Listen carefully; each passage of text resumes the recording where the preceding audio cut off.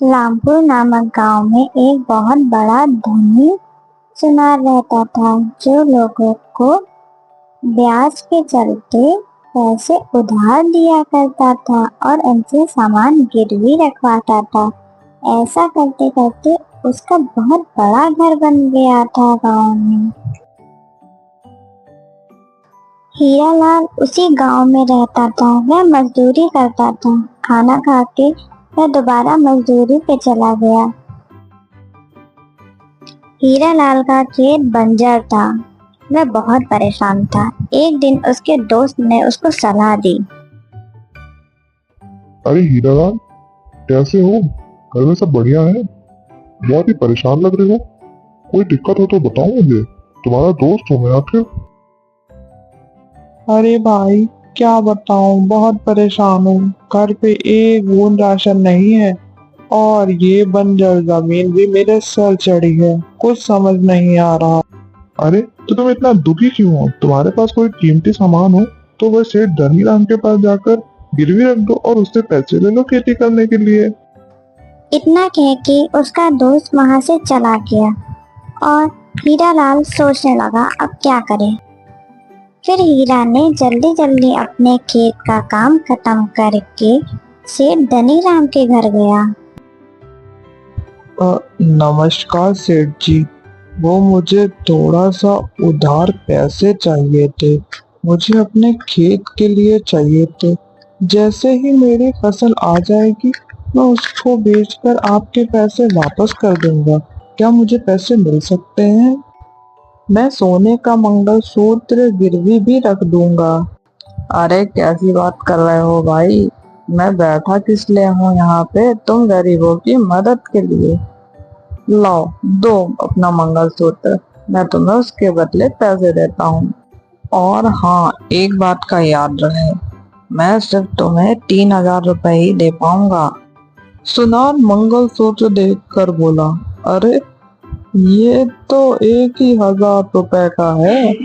मैंने तो फिर भी तुम्हें 3,000 रुपए दिए हैं इसके बदले। चलो ले जाओ, तुम भी क्या याद करोगे। और हाँ, जल्दी ही वापस करना। हीरालाल सुनार की बात मान गया और उसे धन्यवाद कहकर वापस अपने घर की ओर फसल काटने चला गया। कुछ दिनों बाद उसने अपने खेतों में कड़ी मेहनत करी और उन पैसों से अधिक बीज लगाए और कुछ दिनों बाद उसे अच्छी फसल हुई, जिसे बेचकर वह बहुत खुश था और उसने बहुत पैसे कमाए। दोनों पति पत्नी बहुत खुश थे क्योंकि उनके घर नई खुशियां आई थी। तभी हीरालाल अपनी पत्नी से कहता है कि वह जा रहा है वो मंगलसूत्र उस सुनार से लेने और उसे पैसे वापस करने।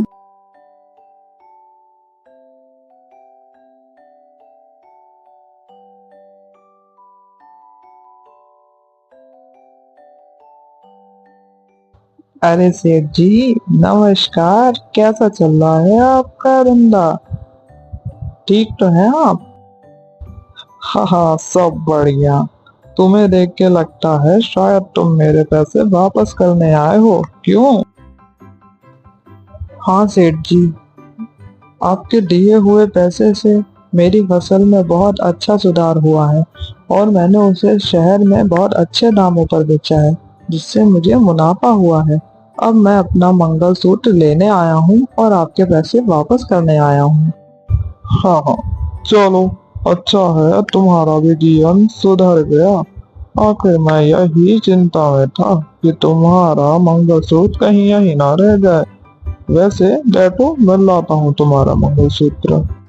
सुनार अपनी अलमारी से वह मंगलसूत्र निकालकर उसे देता है। सेठ जी, ये मेरी पत्नी का मंगलसूत्र नहीं है, ये नकली है। ये किसी और का है शायद। मेरी पत्नी के मंगलसूत्र के पीछे मेरे पिताजी का नाम लिखा हुआ था और इसके पीछे नहीं लिखा है। जरा आप ध्यान से देखिए। अरे, अब तुम ये क्या बात कर रहे हो? तुम्हें क्या लगता है मैंने ये मंगलसूत्र बदल दिया? मैं चोर हूँ? ये बात तुम्हें पहले बतानी चाहिए थी कि तुम्हारे मंगलसूत्र के पीछे तुम्हारे पिताजी का नाम लिखा है। देखो, जो तुमने मुझे दिया मैंने तुम्हें वापस किया। अब तुम जानो और तुम्हारा काम जाने। आज तक किसी ने मेरे ऊपर ऐसा इल्जाम नहीं लगाया। तुम पहले इंसान हो ऐसे। अरे ऐसी बात नहीं है सेठ जी, मैं तो आपके पैसे वापस ही करने आया था, लेकिन वह मेरी पत्नी का मंगलसूत्र है, वो तो मुझे दे दीजिए। एक बार आप देख तो लीजिए, शायद हो आपके पास। अरे भाई, अजीब बेगैरत इंसान हो तुम। कैसे पीछे पड़ गए हो मेरे, जैसे कि मैं चोर। एक तो मैं मदद करूं, ऊपर से मुझे ही झूठ बताओ।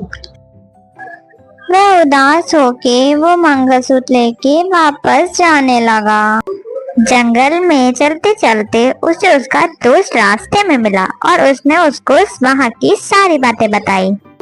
जंगल में चलते चलते उसे उसका दोस्त रास्ते में मिला और उसने उसको वहाँ की सारी बातें बताई।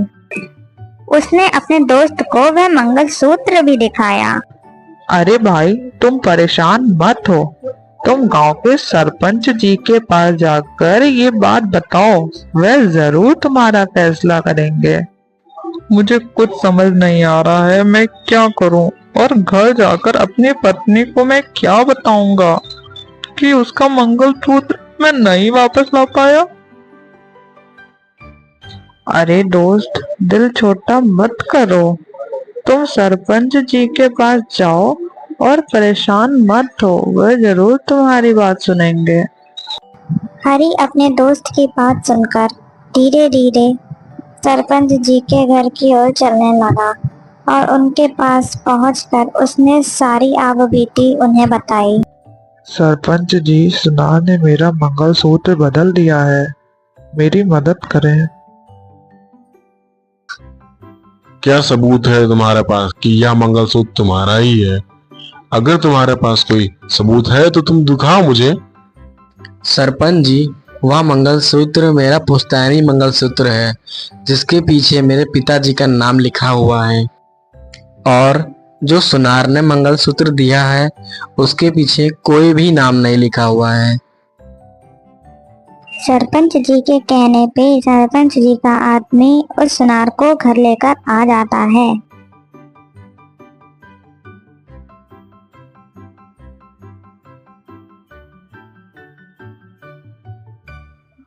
बोलो सेठ, क्या तुमने हरी का मंगलसूत्र बदल दिया है? तुम्हारे पिताजी तो ऐसा नहीं करते थे। आखिर बात क्या है सेठ? तुम मुझे सही सही बताओ। सरपंच जी, मैं तो इन गरीबों की मदद करता हूँ, इन्हें कर्ज दे के। कभी आज तक ऐसा हुआ है कि मुझे घर आना पड़े? इस हरी की ही नीयत खराब है मेरे पैसों पर, तभी ये मुझ पर उल्टे सीधे इल्जाम लगा रहा है। अगर तुम्हें इतनी ही दिक्कत है तो तुम इन गरीबों को पैसे उधार में देते ही क्यों हो? हरी, अब तुम बोलो, सच्चाई आखिर क्या है? सरपंच जी, मैं एक गरीब आदमी हूँ, मैं क्यों झूठ बोलूंगा। बस आप सेठ जी से बोल दीजिए, असली मंगलसूत्र मुझे वापस कर दें। वह मेरा पुश्तैनी मंगलसूत्र है, जिसके पीछे मेरे पिताजी का नाम लिखा हुआ। सरपंच जी, ये मुझ पे इल्जाम लगा रहा है। मैंने तो सोचा ये गरीब है, क्यों ना इसकी मदद कर दूं। मैंने तो इसकी जैसे लाखों की मदद की, पर किसी ने कुछ कहा नहीं, लेकिन ये मुझे ही गलत ठहरा रहा है। सरपंच जी, ऐसे तो ये मुझे पूरे गांव में बदनाम कर देगा। अब इसका कोई आप ही उपाय निकालिए सरपंच जी। मुझे लगता है सेठ सही है, शायद गलती तुमसे ही हो रही है।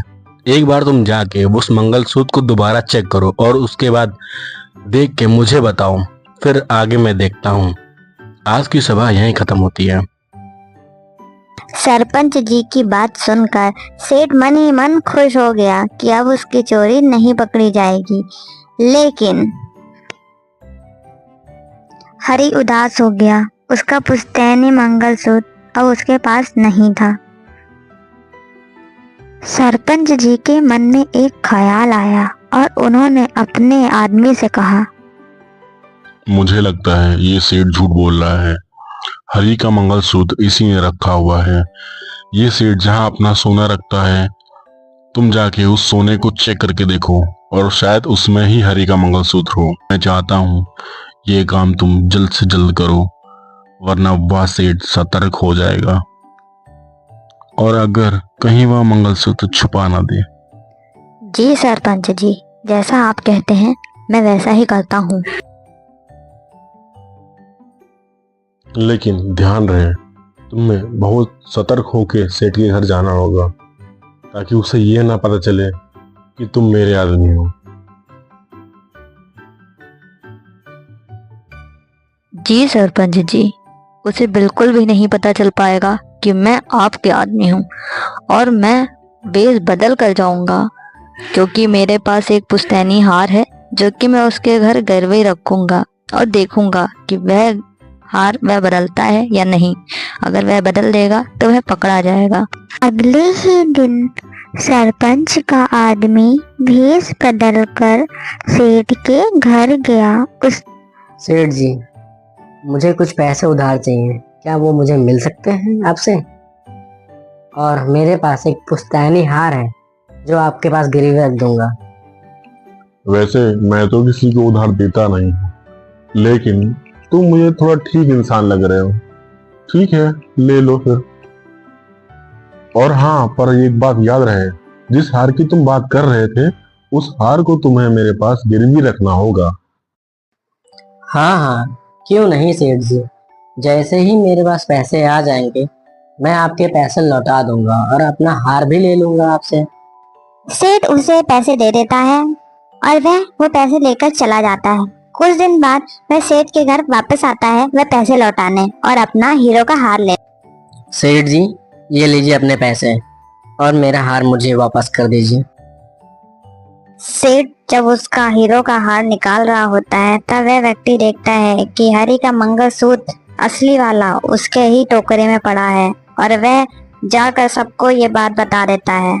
फिर सरपंच जी उसको भरे गांव में बीच बाजार में बुलाकर उसको गांव से बेदखल कर देते हैं और हमेशा हमेशा के लिए निकाल देते हैं।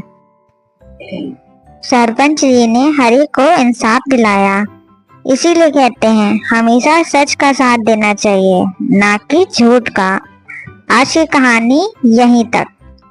फ्रेंड्स, अगर आपको मेरी स्टोरीज अच्छी लगती हैं तो हमें सब्सक्राइब करें और नई वीडियो के लिए बेल आइकन जरूर क्लिक करें। Thank you.